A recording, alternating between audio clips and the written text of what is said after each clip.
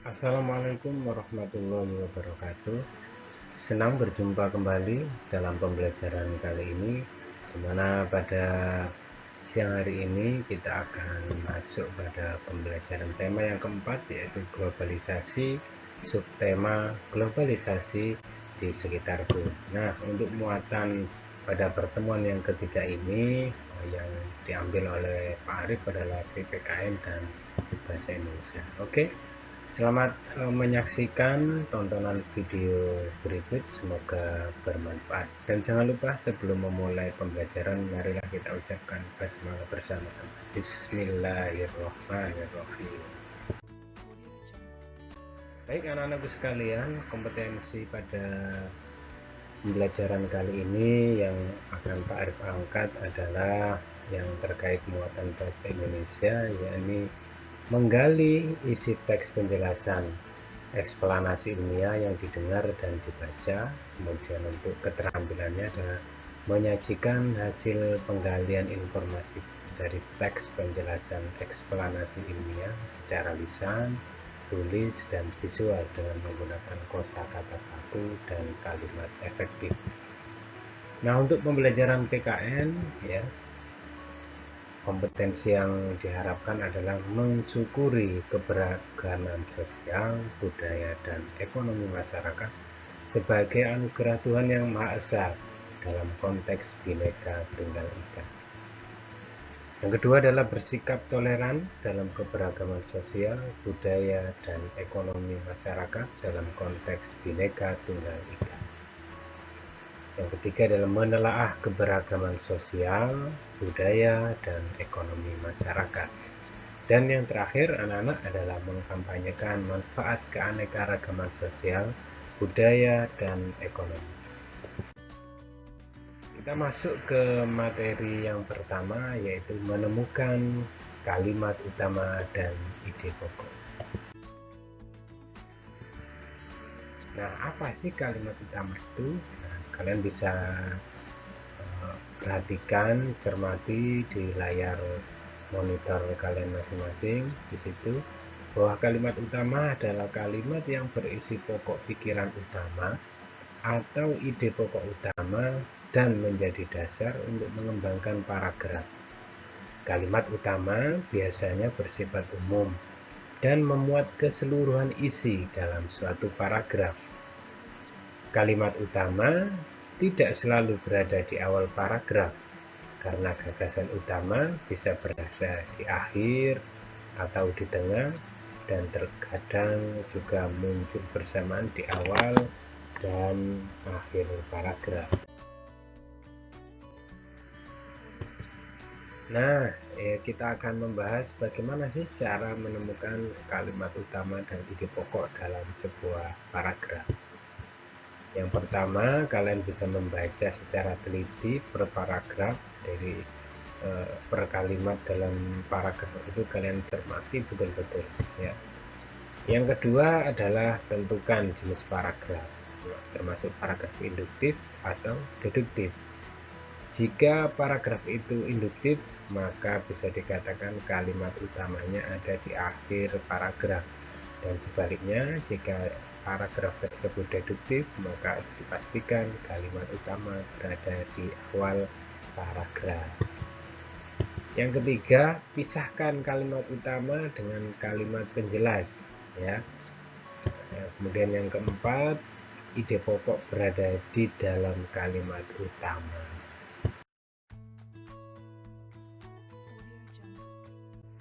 Di sini ada contoh penggalan teks eksplanasi ya.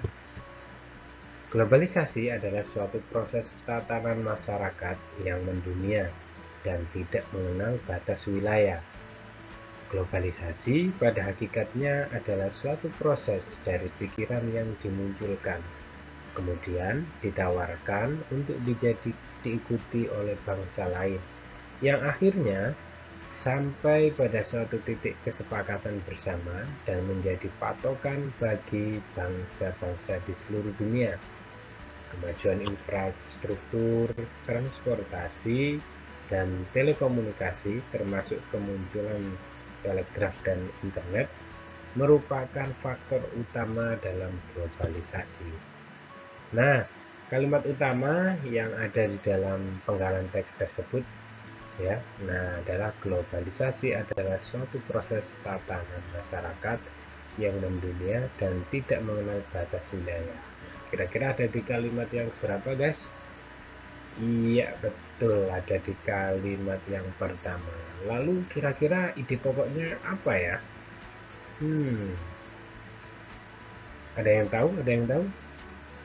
Iya, betul. Ya. Nah, ide pokoknya adalah globalisasi. Ya. Nah, ternyata globalisasi itu mempengaruhi keberagaman bangsa. Ya. Nah, globalisasi juga berdampak positif, juga berdampak negatif. Nah, ini adalah dampak positifnya, ya. Yang pertama, identitas bangsa yang kuat di mata dunia.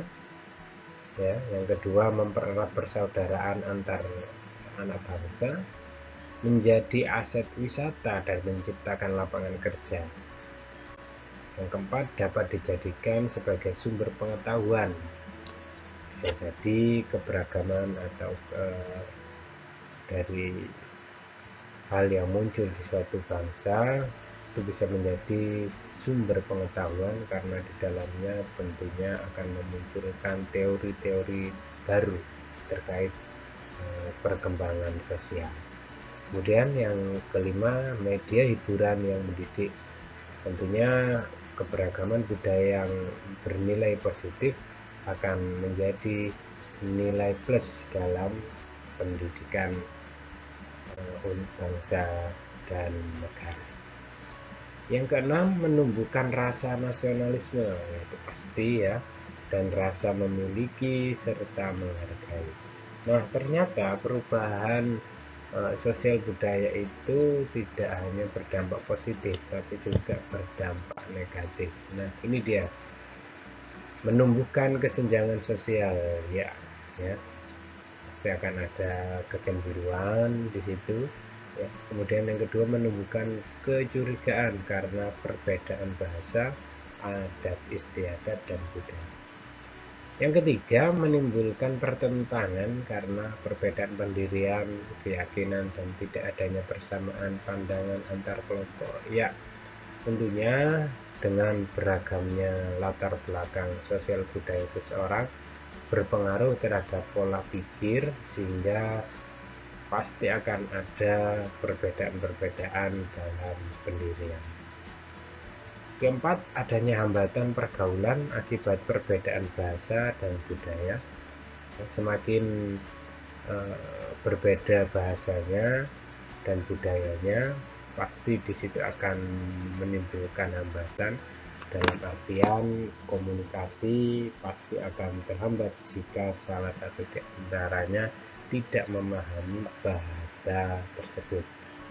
Yang kelima, keberagaman suku bangsa mempersulit pemerintah untuk menetapkan kebijakan pembangunan. Ya, karena semakin banyaknya suku, maka akan banyak sekali kepentingan-kepentingan yang ada, serta perbedaan persepsi yang muncul karena masing-masing suku memiliki keberagaman tersendiri sesuai dengan kebutuhannya. Yang keenam, terhambatnya partisipasi masyarakat dalam kegiatan pembangunan karena keberagaman sikap mental yang dimiliki. Ya, tentunya latar belakang pendidikan akan berpengaruh terhadap seseorang baik dalam sikap mental maupun orientasi dalam pengetahuan. Terima kasih telah menyaksikan presentasi pada kali ini, semoga bermanfaat. Sampai jumpa di pertemuan selanjutnya. Assalamualaikum warahmatullahi wabarakatuh.